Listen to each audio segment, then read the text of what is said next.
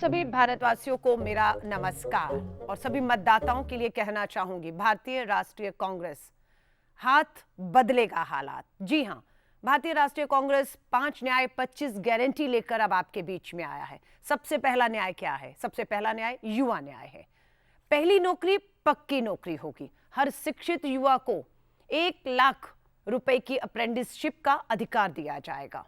भर्ती भरोसा 30 लाख सरकारी पक्की नौकरियों के पद खाली हैं, जिसे भरने की हम आपसे वायदा करते हैं। पेपर लीक से मुक्ति। जी हां, पढ़ा लिखा युवा पेपर भर्ती लीक की वजह से उसका भविष्य बर्बादी की ओर जा रहा है। हम वायदा करते हैं कि पेपर लीक पर सख्त से सख्त कानून लाया जाएगा और उसे होने से रोका जाएगा। गिग वर्कर्स की सुरक्षा। गिग वर्कर के लिए बेहतर कामकाजी नियम और संपूर्ण सामाजिक सुरक्षा का वायदा हम करते हैं। युवा रोशनी। युवाओं के लिए 5,000 करोड़ का नया स्टार्टअप फंड। क्या आप अपना रोजगार शुरू करना चाहते हैं, काम शुरू करना चाहते हैं? 5,000 करोड़ का हम स्टार्टअप फंड आपके लिए लाएंगे। दूसरा न्याय नारी न्याय। नारी न्याय के तहत पहला हमारी जो आपसे गारंटी है वो महालक्ष्मी है। हर गरीब परिवार की एक महिला को सालाना 1 लाख रुपया आर्थिक मदद का हमारा वायदा है, ताकि आप बढ़ती महंगाई और बेरोजगारी से आपको राहत मिल सके। आधी आबादी पूरा हक। जी हां, केंद्र सरकार की 50% भर्तियों पर हमारी पढ़ी लिखी बेटियों का हक होगा और 50% का आरक्षण सरकारी पक्की नौकरियों पर हमारी बेटियों का होगा। शक्ति का सम्मान। ASHA worker, mid day meal worker और हमारी आंगनवाड़ी बहनों के लिए हम आपसे वायदा करते हैं कि बढ़ती महंगाई और बेरोजगारी के चलते आपकी आय दुगनी करने का वायदा है। बिल्कुल, सरकारी केंद्र का जो योगदान रहेगा उसे हम दुगना करने जा रहे हैं। अधिकार मैत्री। महिलाओं को कानूनी हक और सरकारी योजनाओं की जानकारी देने वाली एक अधिकार सहेली हर पंचायत में नियुक्त होगी, ताकि पंचायत में हमारे स्थानीय निकायों में 14 लाख बहनें जो है और अधिक क्षमता से काम कर सके। हमारी कामकाजी बहनें काम के लिए एक स्थान से दूसरे स्थान पर जो है उन्हें आना जाना पड़ता है, एक सुरक्षित उन्हें माहौल और एक स्थान दिया जाए। उसके तहत सावित्रीबाई फुले हॉस्टल कामकाजी महिलाओं के लिए इनकी संख्या दुगनी करने का काम भारतीय राष्ट्रीय कांग्रेस और इंडिया अलायंस की सरकार जो बनेगी वो करेगी। तीसरा न्याय हमारे देश के अन्नदाता किसानों को लेकर किसान न्याय है। हम वायदा करते हैं आपसे, एमएसपी पे कानून वायदा है। सरकार बनते ही एमएसपी कानून की गारंटी आपको दी जाएगी और स्वामीनाथन फार्मूला लागू किया जाएगा। हर किसान होगा कर्ज मुक्त। जी हां, 16 लाख करोड़ पूंजीपति मित्रों का माफ होता है, लेकिन अन्नदाता का कर्ज माफ नहीं होता। हम आपसे वायदा करते हैं कि कर्ज मुक्ति के लिए हम परमानेंट आयोग का गठन करेंगे, ताकि कर्ज में डूबे किसान उस आयोग के पास जाकर अपने कर्ज को माफ करके अपनी खेती बाड़ी को जारी रख सके। बीमा भुगतान का सीधा ट्रांसफर। जी हां, 30 दिन के भीतर, फसल का नुकसान होने के 30 दिन के भीतर आपको सीधा पैसा आपके बैंक खातों में ट्रांसफर कर दिया जाएगा। उचित आयात और निर्यात नीति को लाया जाएगा, ताकि किसानों की सलाह से, उनकी भागीदारी से नई इंपोर्ट और एक्सपोर्ट पॉलिसी बनाई जाए और उसे लागू की जाए, जिसका लाभ सीधा हमारे अन्नदाताओं को पहुंचेगा। जीएसटी। जी हां, ये पहली बार हुआ आजादी के बाद कि जीएसटी जो कृषि उपकरण है उन पे भारी कर और जीएसटी लगा दी गई।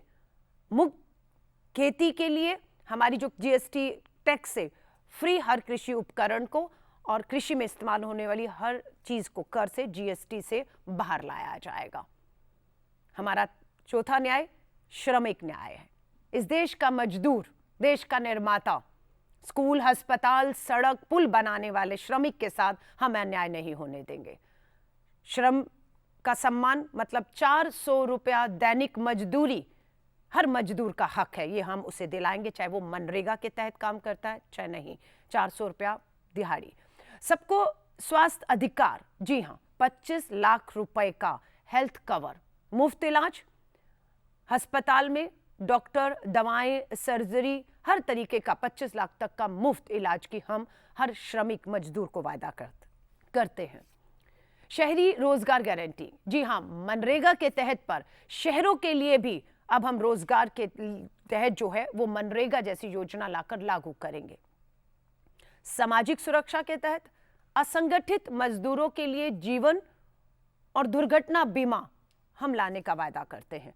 सुरक्षित रोजगार। जी हां, मुख्य सरकारी कार्यों में कॉन्ट्रैक्ट सिस्टम मजदूरी बंद की जाएगी, यानी कि ठेकेदारी प्रथा के हम खिलाफ हैं। सरकारें पक्की नौकरियां, पक्के पदों को पक्की तरीके से भरने का हमारा आपसे वायदा है, ना कि ठेके के सिस्टम पर यह व्यवस्था चलेगी। हिस्सेदारी न्याय हमारा पांचवा न्याय।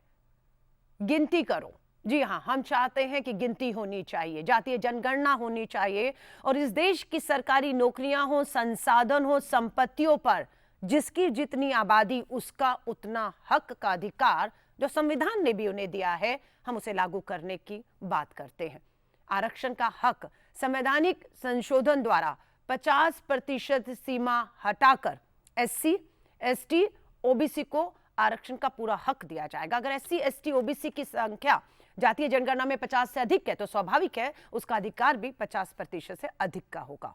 एससी, एसटी सब प्लान की कानूनी गारंटी, जितनी एससी, एसटी जनसंख्या है उतना बजट, यानी कि ज्यादा हिस्सेदारी। हम बजट तय करते हैं लेकिन एससी, एसटी की जो भागीदारी है, जो संख्या है उस बजट का, उसे उतना हिस्सा नहीं मिल रहा। अब इस देश की संपत्ति बजट पे भी उसका उतना हक होगा। जल, जंगल, जमीन का कानूनी हक, वन अधिकार कानून वाले पट्टों को 1 साल में फैसला हो जाएगा, यानी कि जल, जंगल, जमीन पर आपका हक होगा और इस फैसलों को हम जो है 1 साल के भीतर इन पे फैसला लेकर आपको जो आपकी जंगल, आपकी जमीन, आपका जल, उस पे आपका अधिकार देने की बात करते हैं। अपनी धरती अपना राज, ये हमारा नारा है। जहाँ एसटी हमारी जो शेड्यूल्ड ट्राइब है, हमारे आदिवासी हैं, उनका हक रहेगा वहां पर और वो अपने जीवन यापन वहां पर आजादी से कर पाएंगे। हमारे नेता श्री राहुल गांधी जी पूर्व कांग्रेस अध्यक्ष, सांसद हैं। पहले भारत जोड़ो यात्रा करते हैं दक्षिण से उत्तर, कन्याकुमारी से कश्मीर तक। दूसरी यात्रा भारत जोड़ो न्याय यात्रा, पूर्व से पश्चिम की यात्रा करते हैं। ये 2 यात्राएं 10,000 किलोमीटर का सफर तय करती हैं और ये 10,000 किलोमीटर की यात्रा केंद्र की भाजपा सरकार के 10 साल के कुशासन पर भारी पड़ते हुए दिख रही है। भाजपा के पिछले 10 सालों के अन्यायपूर्ण कार्यकाल से जनता आज त्रस्त है। जनता के हक में अपनी आवाज को बुलंद करना, अन्याय से पीड़ित हर व्यक्ति की आवाज बनना और उसके हक उसे दिलाने की लड़ाई को श्री राहुल गांधी जी ने अपनी भारत जोड़ो और भारत जोड़ो न्याय यात्रा में लड़ी और विश्वास दिलाया है कि अन्याय के इन 10 साल के कार्यकाल को हम न्याय की इस लड़ाई का हथियार बनाकर जो है वो जीतेंगे। कांग्रेस पार्टी ने हाल ही में अपने घोषणा पत्र जारी किया है जिसमें हमने न्याय पत्र नाम दिया है और उस न्याय में हमने 5 न्याय 25 गारंटी के अलावा भी बहुत सी, जैसे अग्निपथ भर्ती योजना को रद्द करना, सेना में पक्की भर्ती की बहाली की हमने बात की है। किसानों को मैं दोहरा रही हूं, न्यूनतम समर्थन मूल्य की बात की है। महिला आरक्षण कानून जुमला साबित हो रहा है, कानून आ गया लागू नहीं हो रहा। हमारी बहनें आज भी संसद में पहुंचने से वंचित रह गई। हम इसे लागू करने की बात तुरंत करते हैं कि सत्ता में आते ही महिला आरक्षण कानून लागू किया जाएगा। इसी के साथ 10 सालों में बेटियों की अगर हम बात करें, देश में महिलाओं के प्रति अपराध में बढ़ोतरी हुई है। खास तौर से जहां पर डबल इंजन की सरकारें हैं वहां पर हमने देखा है कि बेटियों के साथ अन्याय हुआ है। इस अन्याय पत्र में महिलाओं को, किसानों को, वंचित वर्ग को, हर एक की आवाज हमने बनने की जो है उसे न्याय दिलाने की बात हम लोगों ने की है। अंकिता भंडारी उत्तराखंड की बेटी न्याय मांग रही है। हरियाणा की बेटी साक्षी मलिक न्याय मांग रही है। मैं अपनी सभी बहनों को, जो हमारी आज भी पंचायतों में, मैं खास तौर से कहूं 14 लाख बहनें हमारी पंच, सरपंच हैं, स्थानीय निकायों में हैं और नारी न्याय के तहत हर बहन को हम लोगों ने वायदा किया है, हर गरीब परिवार की एक महिला को 1 लाख रुपया सालाना, यानी कि 8,500 हर महीने देने का हमारा वायदा, ताकि आप बढ़ती महंगाई और बेरोजगारी से जो है उसका सामना कर पाए। 30 लाख सरकारी पद खाली हैं तो 50% हमारी उस पे हक हमारी पढ़ी लिखी बेटियों का है। तो कुल मिलाकर कांग्रेस का यह न्याय पत्र हम आपके सामने पेश कर रहे हैं। इस पे आपकी मोहर पहले से ही लग चुकी है भारत जोड़ो यात्रा और भारत जोड़ो न्याय यात्रा के माध्यम से। तो आप सभी से अपील है, निकलिएगा घरों से और इंडिया अलायंस कांग्रेस के हाथ के निशान पर अपना कीमती वोट देकर देश में एक बड़े बदलाव का जो इंतज़ार है, उस इंतज़ार को, उस अन्याय को हम और आप मिलकर ख़त्म करेंगे। यही शुभकामनाओं के साथ जय हिंद, जय भारत। भारत के 140 करोड़ देशवासियों को मेरा सादर प्रणाम, वंदे मातरम और नमस्कार। मैं आपका सेवक, भारतीय जनता पार्टी का एक कार्यकर्ता और मोदी जी के परिवार का एक सदस्य तरुण चुग, आगामी लोकसभा चुनाव से पहले पार्टी के विचार साझा करने के लिए जनता रूपी मोदी के परिवार के बीच में उपस्थित हुआ हूं। आदरणीय प्रधानमंत्री मोदी जी के नेतृत्व में भाजपा की सरकार की नीतियों ने सबका साथ, सबका विकास और सबका प्रयास और सबका विश्वास के मूल मंत्र के साथ पिछले 10 वर्षों में देश के हर वर्ग पर सकारात्मक प्रभाव डाला है। आदरणीय प्रधानमंत्री श्री नरेंद्र मोदी जी के कुशल और दूरगामी नेतृत्व में आज देश की अर्थव्यवस्था नई ऊंचाइयों को छू रही है। यही कारण है कि भारत को पूरा विश्व आज उम्मीदों भरी नजर से देख रहा है। मोदी सरकार ने शक्ति के रूप में महिलाओं को केंद्र में रखकर नई योजनाएं चलाई हैं, जिनके परिणाम स्वरूप आज देश की महिलाएं स्वावलंबी जीवन जी रही हैं। मुद्रा योजना हो, सेना में कमीशन होने की बात हो, या देश के लोकतंत्र में महिलाओं को सदन, विधानसभा में 33% आरक्षण देकर राजनीतिक समानता से भागीदारी सुनिश्चित की बात हो, प्रधानमंत्री श्री नरेंद्र मोदी जी के नेतृत्व में देश के गरीबों के लिए ऐतिहासिक एवं भगीरथी कार्य किए हैं। देश के लगभग 10 करोड़ गरीबों के घरों में रसोई गैस पहुंचाना, 10 करोड़ शौचालय बनाना, 4 करोड़ गरीबों को अपना घर देना और एवं 14 करोड़ घरों पर नल से जल पहुंचाकर प्रधानमंत्री मोदी जी ने गरीबों के लिए गरीबी के खिलाफ अपने संकल्प को सिद्धि तक पहुंचाने में एक माइलस्टोन पार किया है। देश के अंदर सदन से पंचायत तक महिला स्वावलंबी हो, प्रधानमंत्री मोदी जी के प्रयास से देश में लगभग 1 करोड़ महिला सेल्फ हेल्प ग्रुप महिलाओं को आर्थिक विकास में मुख्य भूमिका अदा कर रहे हैं। प्रधानमंत्री मोदी जी के नेतृत्व वाली भाजपा सरकार ने हर वर्ग, समुदाय, समूह के विकास का ध्यान रखा है। आदरणीय प्रधानमंत्री श्री नरेंद्र मोदी जी ने युवाओं के लिए भी कई कल्याणकारी योजनाओं की शुरुआत की है, क्योंकि किसी भी देश के लिए उसका युवा उसके भविष्य को आकार देने में महत्वपूर्ण भूमिका निभाता है। जिस तरह से इंजन को चालू करने के लिए ईंधन जरूरी होता है, ठीक उसी तरह राष्ट्र के लिए युवक प्रेरक शक्ति के रूप में कार्य करता है। भारत की 65% आबादी 35 वर्षों से कम आयु की है और यही कारण है कि भारत को दुनिया का सबसे युवा देश में से एक माना जाता है। भारत का युवा, जिसे अमृत पीढ़ी कहा जाता है, देश की प्रगति को आगे बढ़ाने वाली एक शक्तिशाली शक्ति के रूप में उभरा है। युवाओं को सशक्त बनाने और अमृत पीढ़ी के सपनों को साकार करने की सहायता के लिए राष्ट्रीय शिक्षा नीति में भी बदलाव किए गए हैं। युवाओं को कुशल बनाने के लिए प्रधानमंत्री कौशल विकास योजना की शुरुआत की गई है। नई शिक्षा नीति को बढ़ावा देते हुए स्कूलों में अटल टिंकरिंग लैब्स की स्थापना की गई है।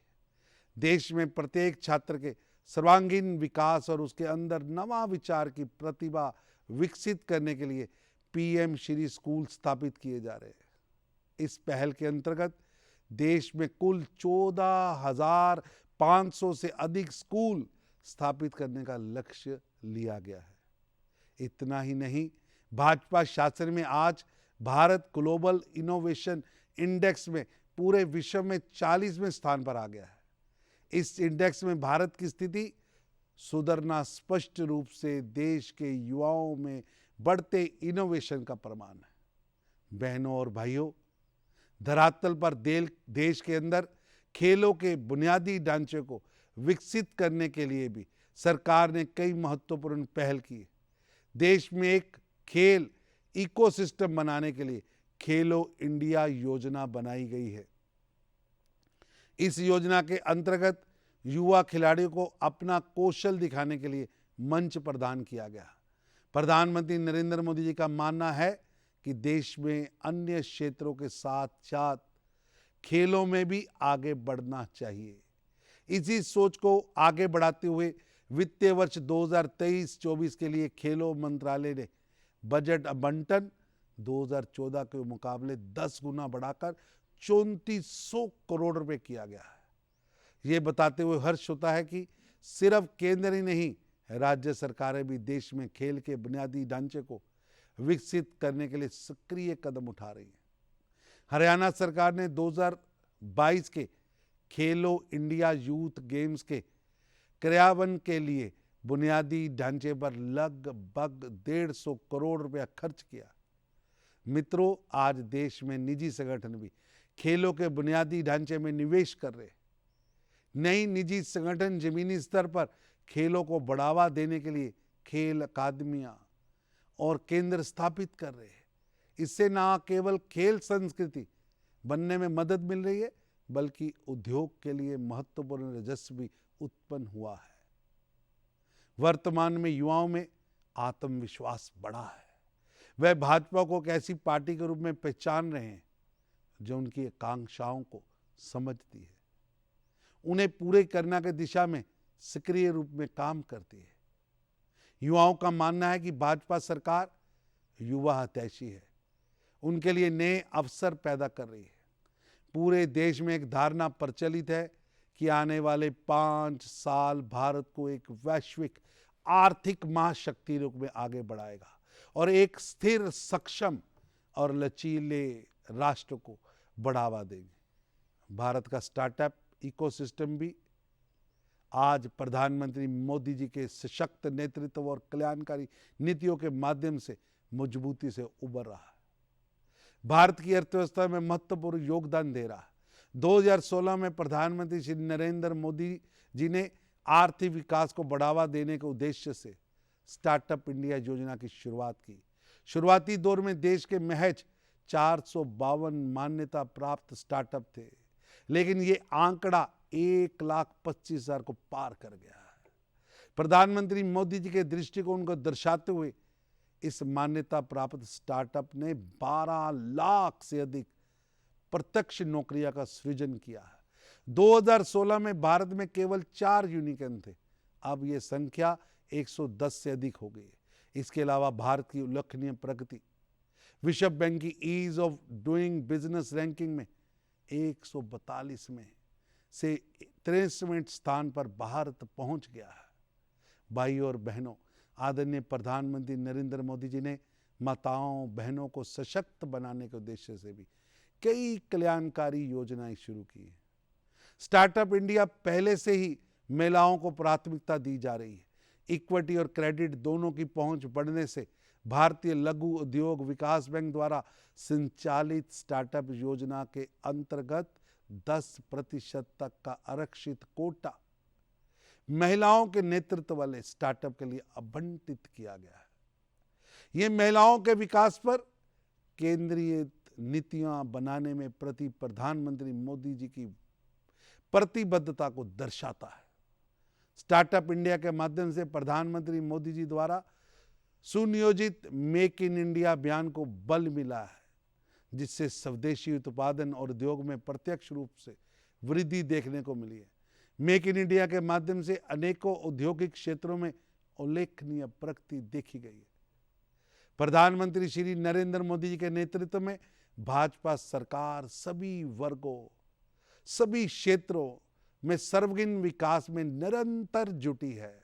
प्रधानमंत्री नरेंद्र मोदी जी ने देश के सभी नागरिकों को एक भारत श्रेष्ठ भारत के दृष्टिकोण की दिशा में प्रयासरत करते हुए शामिल होने का आग्रह किया है।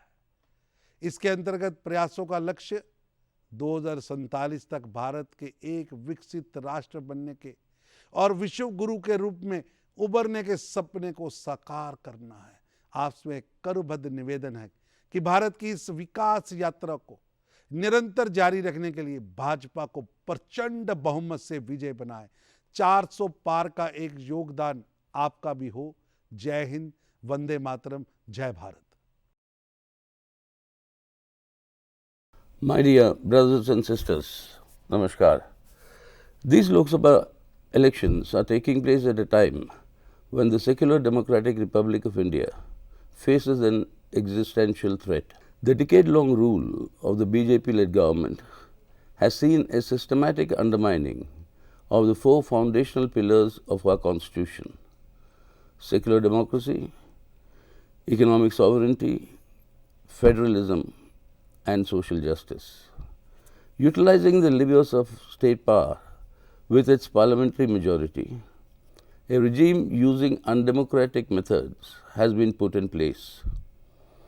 Constitutionally mandated independent institutions designed to function as checks and balances, Parliament, the judiciary, the Election Commission, and others are being gravely undermined. The gross misuse of investigating agencies targeting opposition parties and leaders is gravely distorting democracy. Once such leaders join the ruling party, mysteriously all charges of corruption, etc. vanish. Dissent is being criminalized and laws like the UAPA, NSA, and the PMLA are indiscriminately slapped and scores of people jailed, including journalists, amounting to a grievous assault on constitutionally guaranteed democratic rights and civil liberties of our citizens. Thus, these elections to the 18th Lok Sabha assume critical importance. The outcome will determine if we, the people, can safeguard the secular democratic character of the Indian Republic and constitutional values. We should make no mistake about it. These elections are about saving India against the efforts to transform the secular democratic character of the Indian Republic into an intolerant polity. The CPIM pledges to fight for an uncompromising adherence to the principle of secularism as the separation of religion from the state and the government. It will fight for a law against hate speech and crimes. It is committed to scrapping the CAA. The CPIM stands for scrapping of all draconian laws like UAPA and PMLA, for steps to protect and strengthen the autonomy of independent institutions, for defense of the democratic rights of the people. The CPIM stands for the restoration of the constitutional rights of the states, for devolution of 50% of total tax collections, and for a governor to be chosen out of a panel of 3 eminent persons proposed by the Chief Minister. My dear fellow citizens, during the last 5 years, all of us along with the world suffered the COVID pandemic. Many precious lives were lost due to mishandling and a flawed unscientific approach. The Kerala model under the CPIM-led Left Democratic Front with a robust healthcare system showed the country a healthy alternative. It is imperative to strengthen the public healthcare system with at least 5% of the GDP allocated for this. The miseries of the vast majority of our people have exponentially worsened. Unemployment levels are at an all-time high. Inflation, particularly food inflation, is eating into vitals of people's livelihoods. Despite a high decibel misinformation propaganda of economic successes, India's per capita GDP is at a low global ranking of 142. In terms of human development indicators and per capita GDP, India stands at the bottom of all G20 countries. Apart from the Global Hunger Index, our own National Sample Survey and Family Health Surveys show high levels of malnutrition, hunger and deprivation, particularly among women and children. The CPIM demands that along with the supply of free rations of 5 kg grains for 81 crore people, the food security entitlement, now scrapped, of an additional 5 kg of subsidized grains, rice at rupees 3, wheat at rupees 2 and coarse grain at rupees 1 must be restored. According to the Center for Monitoring the Indian Economy, youth unemployment was 23.22% in 2023. Among graduates, it is a whopping 42%. The CPIM demands the right to work to be declared as a constitutional right. In addition to strengthening the Manrega, a new law for urban employment guarantee must be legislated. Reservations must be extended to the private sector. The country can ill afford that our demographic dividend, instead of being an asset, is being turned into a liability. Friends, during the last 5 years, political corruption has been legalized through the electoral bond scheme. This has recently been struck down as being unconstitutional by the Supreme Court. The details of the operation of the scheme seems a quid pro quo, contracts and government's clearances given in lieu of electoral bond contributions. The CPIM was the only national political party which opposed these electoral bonds and refused to accept any donation through it. The CPIM successfully challenged the constitutional validity of the scheme in the Supreme Court. Serious problems for national unity and integrity have emerged which, instead of being immediately tackled, are allowed to foster in crucial parts of our country. Following the abrogation of Article 370 in Jammu and Kashmir, the promise of holding elections to the State Assembly has not happened, while parliamentary elections continue to be held. In Manipur, the ethnic conflict and strife continues to fester since May 2023, leaving hundreds of people dead and thousands displaced. Such are the examples of failure of governance. A corporate communal nexus promoting the worst form of crony capitalism has emerged, which is looting the country's national assets. Huge tax concessions and loan waivers to corporates and the rich are being provided. This is sharply widening economic inequalities. Privatization of the public sector must be revisited and reversed. A tax on the super rich, along with a general wealth tax and an inherent tax, must be legislated. Workers' rights reflected in pro-worker laws must replace the labour codes, and a legal guarantee of MSP according to the Swaminathan Commission recommendations must be given. My dear friends, in this background, it is imperative that every Indian patriot must strive to safeguard and strengthen India's constitutional order and reverse the current anti-people policy direction. The CPIM has put forward its alternative pro-people policies in its election manifesto. Hence, the CPIM calls upon the Indian electorate to defeat the BJP and its allies, increase the strength of the CPIM and left parties in the 18th Lok Sabha, and ensure that an alternative secular government is formed at the centre. Jai Hind. Gym daily 1 से 2 घंटा। अरे वाह, पर रोज क्यों? Body building, time तो लगता है। Screen time तो काफी है आपका। बिल्कुल, अब सारी इन्फॉर्मेशन यहीं तो मिलती है और एंटरटेनमेंट भी। पर इतना टाइम? नॉलेज बिल्डिंग, ये भी तो जरूरी है। आसान नहीं है इन्फ्लुएंसर बनना। सही कहा आपने।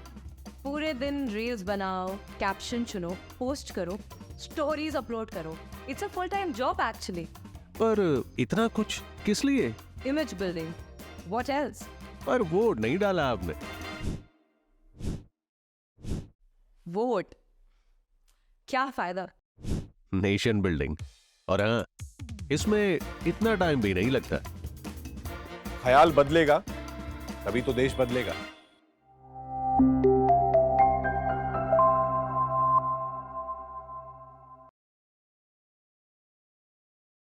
देश के बुजुर्गों, नौजवानों और साथियों को सादर प्रणाम। आज हमें फिर अवसर मिला है कि हम देश की दिशा तय कर सकें। हकीकत यह है कि देशवासियों ने पिछले 10 सालों में केवल छल और कपट ही नहीं बल्कि बदले की राजनीति को सहन किया है। भारतीय जनता पार्टी ने अच्छे दिन का नारा लगाया था, लेकिन अच्छे दिन अगर किसी का आए तो केवल भाजपा और उससे जुड़े लोगों के। आज देश में बेरोजगारी आसमान पहुंच रही है। मौजूदा सरकार के अन्याय काल में देश ने 45 वर्षों में सबसे अधिक बेरोजगारी देखी है, जो देश पर बढ़ते संकट को दर्शाती है। आज देश हिंसा, बंटवारे और भीड़ तंत्र की ओर झुक रहा है। भाई को भाई से लड़ाया जा रहा है, संस्थाओं को खत्म किया जा रहा है। सुप्रीम कोर्ट के कड़े फैसले ने देश के सामने चुनावी बांड और चुनावी चंदे की जो सच्चाई लाई है, उससे देश सख्ती में है। यह एक बहुत बड़ा घोटाले के रूप में परिवर्तित हो रहा है। सरकार ने आरबीआई की स्वतंत्रता और अर्थव्यवस्था को खत्म कर दिया है। राजनीति से प्रेरित जो रेड्स हो रही हैं वह एक हकीकत बन गई है। भाई और बहनों, हमारा मत हमारी शक्ति है। आज हमें चुनना है न्याय और अन्याय के बीच। आज हमें चुनना है विकास और कुशासन के बीच। आज हमें चुनना है लोकतंत्र और भीड़ तंत्र के बीच। हाथ बदलेगा हालात। युवा न्याय, पहली नौकरी पक्की। हर शिक्षित युवा को 1 लाख की अप्रेंटिसशिप का अधिकार कांग्रेस सरकार देगी। भर्ती भरोसा, 30 लाख सरकारी नौकरियां, सभी खाली पोस्ट कैलेंडर के अनुसार भरे जाएंगे। पेपर लीक से मुक्ति मिलेगी। पेपर लीक रोकने के लिए नए कानून और नीतियां बनाई जाएंगी। गिग वर्क सुरक्षा, गिग वर्कर के लिए बेहतर कामकाजी नियम और संपूर्ण सामाजिक सुरक्षा प्रदान की जाएगी। युवा रोशनी, युवाओं के लिए 5,000 करोड़ का नया स्टार्टअप फंड दिया जाएगा ताकि वो अपना काम शुरू कर सके। नारी न्याय, महालक्ष्मी योजना, हर गरीब परिवार की एक महिला को हर साल 1 लाख रुपए मिलेंगे। आधी आबादी पूरा हक, केंद्र सरकार की नई नौकरियों में 50% महिला आरक्षण होगा यदि कांग्रेस की सरकार आती है। शक्ति का सम्मान, आशा, मिड डे मील और आंगनवाड़ी वर्कर्स को ज़्यादा सैलरी, दुगने सरकारी योगदान प्राप्त होंगे। अधिकार मैत्री, महिलाओं को कानूनी हक और सरकारी योजनाओं की जानकारी देने वाली एक अधिकार सहेली हर पंचायत में नियुक्त की जाएगी। सावित्रीबाई फुले हॉस्टल, कामकाजी महिलाओं के लिए दुगने हॉस्टल बनाए जाएंगे ताकि कामकाजी महिलाओं के लिए रहने की सुविधा हो सके। किसान न्याय, सही दाम किसानों को मिलेगा। एमएसपी की कानूनी गारंटी दी जाएगी और स्वामीनाथन कमेटी की रिपोर्ट लागू की जाएगी। कर्ज मुक्ति, कर्ज माफी प्लान प्रभावी ढंग से लागू करने के लिए परमानेंट आयोग बनाया जाएगा। स्थायी आयोग का गठन होगा।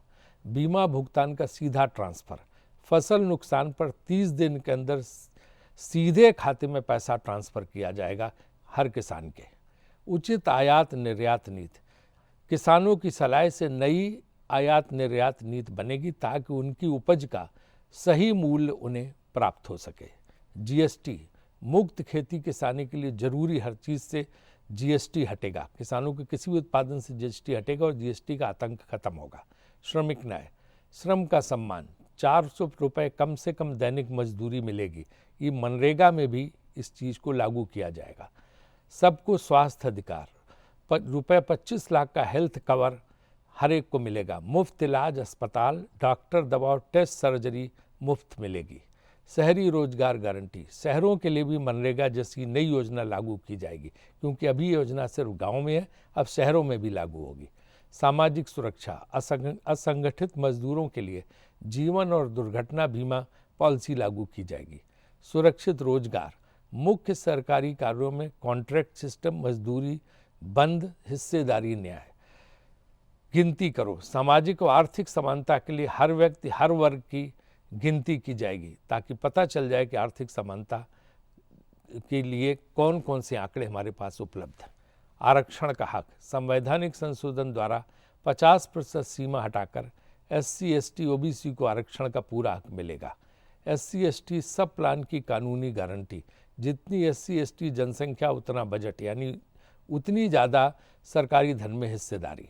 जल, जंगल, जमीन का कानूनी हक, वन अधिकार कानून वाले पट्टों का 1 साल में फैसला किया जाएगा। अपनी धरती अपना राज, जहां एसटी सबसे ज़्यादा है वहां पैसा लागू कांग्रेस पार्टी का वादा है कि अगर हमारी सरकार बनती है तो हम गरीब और बाकी सारे वर्गों को सम्मान देंगे और उनको मजबूत करेंगे, उनको अवसर देंगे कि वो देश को सही दिशा में ले जा सके। मौजूदा सरकार ने पिछले 10 सालों में ऐसा कोई काम नहीं किया जिसकी वो आज देश में जाकर सार्थक चर्चा कर सके। उनकी सारी योजनाएं भी वही हैं जो मनमोहन सिंह सरकार ने शुरू की थी। सारा चुनाव खाली धर्म के नाम पर लड़ा जा रहा। बड़े दुर्भाग्य से कहना पड़ रहा है कि आज भारतीय जनता पार्टी और उनके नेता हमारी सेना के मनोबल पर भी हमला कर रहे हैं, हमारी सेना के योगदान पर राजनीतिकरण कर रहे हैं। अग्निपथ जैसी योजना लाकर सेना के आंतरिक ढांचे को विखंडित करने का कार्य किया जा रहा है। मैं आपके माध्यम से कहना चाहता हूं कि हिंदुस्तान की सेना किसी पार्टी की सेना नहीं है, वो पूरे देश की सेना है, हर नागरिक की सेना है। आज हमें देखना है कि भारतीय जनता पार्टी ने अपने 10 साल के कार्यकाल में क्या किया है। अभी देश भूला नहीं है कि नोटबंदी से देश की अर्थव्यवस्था को खत्म किया गया था। सरकारी एजेंसी के अनुसार नोटबंदी के बाद 1 करोड़ रोजगार खत्म हो गए हैं, जबकि वही भारतीय जनता पार्टी है जिसने वादा किया था कि हम 2 करोड़ रोजगार सालाना प्रदान करेंगे। अब तक 20 करोड़ रोजगार हो जाते, लेकिन वो नहीं मिले। अब वही भाजपा कह रही कि ग्रेजुएट हमसे नौकरी न मांगे बल्कि पकोड़े जाकर तलें। मनमोहन सिंह जी के कार्यकाल की सभी योजनाओं को या तो बंद कर दिया गया या उनके नाम बदल लिए गए। मनरेगा उनके नाम बदलकर भाजपा ने अपनी योजनाएं बता दी हैं। ऐसे अनेक उदाहरण हैं जिसमें प्रमुख आपको बता रहा हूँ।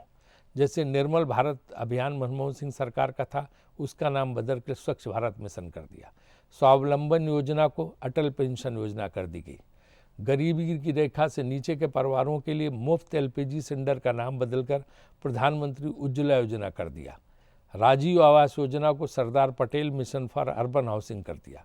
इंदिरा आवास योजना को प्रधानमंत्री ग्रामीण आवास योजना कर दिया। जन औषधि योजना को प्रधानमंत्री जन औषधि योजना कर दिया गया।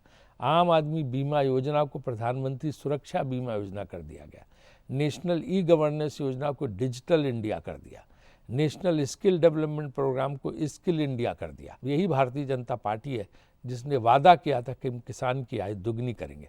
लेकिन मैं आप लोगों को बताना चाहता हूं कि भारत सरकार का अपना हलफनामा है कि किसान की आत्महत्या दर में बढ़ोतरी हुई है और लगभग हमारे अनेकों किसान भाई हर साल आत्महत्या कर रहे हैं। मित्रों, आज हमें देखने की ज़रूरत है कि इस देश को मजबूत कौन कर सकता है।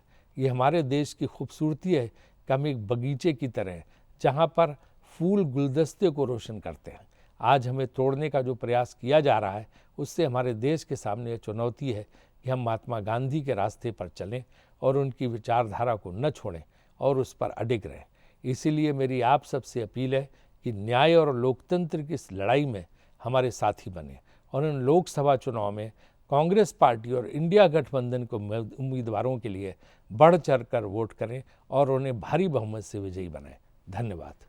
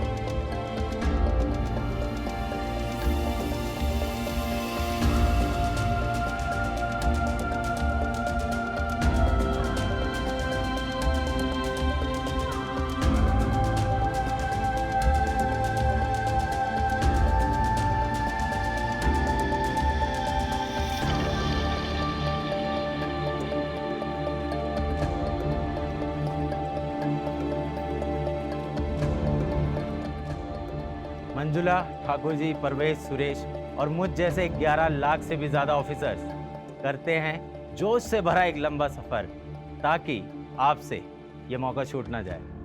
चुनाव का पर्व देश का गर्व है, इसका हिस्सा जरूर बने।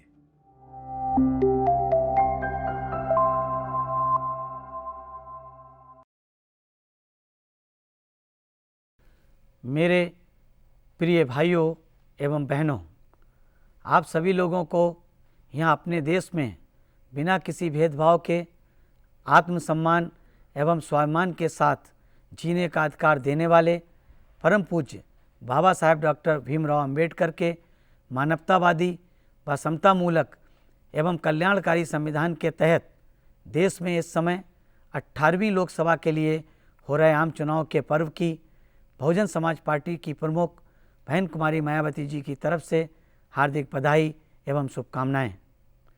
साथियों, जैसा कि सर्वविदित है कि अपनी पार्टी बीएसपी यहाँ उत्तर प्रदेश में ही नहीं बल्कि पूरे देश भर में बड़े बड़े पूंजीपतियों व धन्ना सेठों के धनबल के सहारे पर नहीं बल्कि मेहनतकश समाज के लोगों के तन मन धन के सहयोग से अकेले अपने बलबूते पर पूरी तैयारी के साथ जी जान से यह चुनाव लड़ रही है ताकि अच्छा रिजल्ट लाने के बाद देश के बदले हुए हालात में केंद्र की सत्ता में बहुजन समाज पार्टी की प्रभावी भागीदारी के जरिए बहुजनों का व्यापक हित व कल्याण सुनिश्चित कर सके। और इस क्रम में बहुजन समाज पार्टी के पास जो नेतृत्व है वह उत्तर प्रदेश की 4 बार रही मुख्यमंत्री एवं पूर्व सांसद आदरणीय बहन जी के नाम से लोकप्रिय बहन कुमारी मायावती जी का है, जिन्होंने अपनी पूरी जिंदगी भामसेफ DS4 व बहुजन समाज पार्टी के जन्मदाता एवं संस्थापक मानवर श्री कांसीराम जी के बताए हुए रास्तों पर चलकर परम पूज्य बाबा साहेब डॉक्टर भीमराव अंबेडकर के मानवतावादी व आत्मसम्मान एवं स्वाभिमान मूवमेंट के कारवां को अपने आजीवन त्याग, तपस्या व कड़े संघर्ष के जरिए नई राजनीतिक ऊर्जा, शक्ति व पहचान दी है। इतना ही नहीं बल्कि आबादी के हिसाब से देश के सबसे बड़े सूबे उत्तर प्रदेश में विशाल व महत्वपूर्ण राज्य में 4 बार अपनी पार्टी के नेतृत्व में सरकार बनाकर खासकर बहुजन समाज के लिए एक ऐसी मिसाल कायम की है जिनसे प्रेरणा लेकर करोड़ों लोग यहाँ जारी सामाजिक परिवर्तन एवं आर्थिक तरक्की के मिशनरी कार्य व इस कारवां से जुड़े हुए हैं। इन सबका लक्ष्य बहुजन समाज को एक राजनीतिक शक्ति के रूप में स्थापित करके सत्ता की मास्टर चाबी प्राप्त करना है, जिससे सामाजिक परिवर्तन एवं गरीबी, बेरोजगारी आदि दूर करने वाली आर्थिक तरक्की के तमाम बंद दरवाजे खुल जाते हैं और फिर यह उपेक्षित समाज अंत में शोषण, उत्पीड़न और उपेक्षा से मुक्त होकर लेने वाले से देने वाला समाज बन जाए, जो समतामूलक समाज का आधार है। साथियों, आप सभी को पूरे जी जान से अपनी ऊर्जा एवं शक्ति देश व समाज के इस निर्माण कार्य में लगाना है ताकि वर्षों से केंद्र एवं राज्य सरकारों की चल रही नीतियों व काल प्रणाली आदि के कारण यहाँ खासकर अपार गरीबी, बेरोजगारी, जबरदस्त महंगाई, पिछड़ापन तथा सड़क, बिजली, पानी, शिक्षा व स्वास्थ्य जैसी जरूरी बुनियादी सुविधाओं आदि की जो दयनीय स्थिति है उससे कुछ मुट्ठी भर लोगों को छोड़कर बाकी सभी करोड़ों लोग पीड़ित व दुखी हैं, जबकि समाज के सबसे गरीब एवं पिछड़े लोगों में विशेषकर दलितों, आदिवासियों व ओबीसी समाज के लोगों की हालत और भी ज़्यादा खराब व दयनीय बनी है, क्योंकि उनके सामाजिक एवं आर्थिक उत्थान के लिए विशेषकर सरकारी नौकरी व शिक्षा आदि में आरक्षण की जो संवैधानिक व्यवस्था बाबा साहब डॉक्टर अंबेडकर ने अपने अथक प्रयासों से की है उसको लगभग निष्क्रिय व निष्प्रभावी बना दिया गया है। उनकी भर्ती के पद बड़ी संख्या में खाली पड़े हैं, फिर भी बैकलॉग की भर्ती न करके उन्हें उनके अधिकारों से वंचित रखा जा रहा है। इस प्रकार केवल सामाजिक ज्यादती ही नहीं बल्कि सरकारी स्तर पर हर क्षेत्र में जातवादी द्वेष व भेदभाव होना आम बात है, लेकिन इसकी आलोचना करते रहने का समय अब नहीं है, बल्कि बाबा साहब डॉक्टर अंबेडकर के बताए हुए रास्तों पर चलने के लिए इन्हें संगठित होकर पूरी एकजुटता के साथ चुनाव में अपनी सक्रिय व प्रभावी हिस्सेदारी के जरिए सत्ता में अपनी ईमानदार व मजबूत भागीदारी सुनिश्चित करनी होगी, तभी प्रगति का मार्ग यहाँ आगे बढ़ेगा। जैसा कि माननीय बहन कुमारी मायावती जी ने उत्तर प्रदेश में कानून द्वारा कानून का राज कायम करके जनहित व जनकल्याण तथा अपराध नियंत्रण एवं कानून व्यवस्था के मामले में बेहतरीन सरकार कई बार दी है तथा जिसकी याद लोगों के दिलो दिमाग में लगातार ताज़ा भी है। इन्हीं कुछ जरूरी बातों के साथ ही अब आप सभी लोगों से मेरी व खासकर आदरणीय बहन कुमारी मायावती जी की यही विशेष अपील है कि इस समय देश में हो रहे लोकसभा आम चुनाव में आप सभी लोग हर मोर्चे पर सावधान रहें। आपका वोट बहुत कीमती अर्थात बहुमूल्य है। आपका कोई वोट खरीदा ना जा सके, कोई वोट लूटा ना जा सके, कोई वोट पड़ने से रह ना जाए, अर्थात कुल मिलाकर देश के लोकतंत्र व बाबा साहब डॉक्टर भीमराव अंबेडकर के पवित्र संविधान की रक्षा पूरे जी जान व अपने हर वोट की शक्ति से करनी है।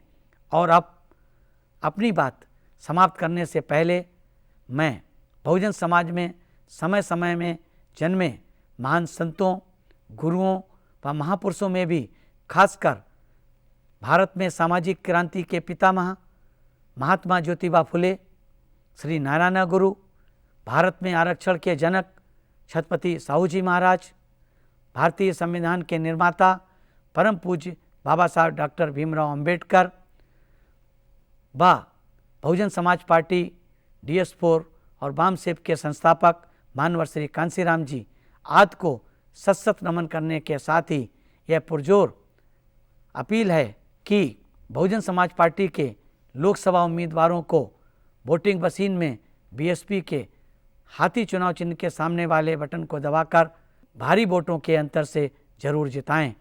धन्यवाद। जय भीम, जय भारत। भल्ला जी की छोटी बिटिया इस बार पहली बार वोट डालेगी। गली के मोड़ पर बंटी भैया खस्ता कचौड़ी वाले, नुक्कड़ पे तीसरी मंजिल के सुरेश बाबू भोले वाले, बनारस से सुरों के ज्ञानी हरिनाथ, दिल्ली में मम्मी जी छुटकी के साथ, जोधपुर से नीले गलियारे वाली दादी, शेरो शायरी वाले लखनऊ के साहबलाबादी, रंग बिरंगी टोपी में कुल्लू से हसमुख रतन लाल, मैसूर से विष्णु के संग गोपाल, चेन्नई में पीली कोठी वाली मॉडर्न आंटी और टेलरिंग में एक्सपर्ट असम से कांति, इंदौर में अंग्रेजी से एलर्जी वाले शर्मा जी, पुणे से हाउ डू यू डू बोलने वाले वर्मा जी, पुरी के मंदिर की सीढ़ियों पर फूल बेचते पांडे जी वोट डालेंगे, पटना से ब्रिज बिहारी जी अपनी तीनों पीढ़ियों के साथ वोट डालेंगे, मांडू से किले की सीढ़ियों पर चांदी की पायल बेचने वाली बिमला, मसूरी से प्राइमरी टीचर कमला, रांची में रिक्शा खींचने में बीजे बाबू, कमजोर सा दिखने वाला हैदराबाद से साबू, वीर बहादुर बॉर्डर से आकर वोट डालेगा, सतविंदर अमृतसर में न्यू लुक के साथ वोट डालेगी, पापा मुंबई से गुस्से में और मम्मी स्माइल के साथ वोट डालेगी। और हाँ, आप भी तो वोट डालेंगे। चुनाव का त्योहार है, हम तैयार हैं।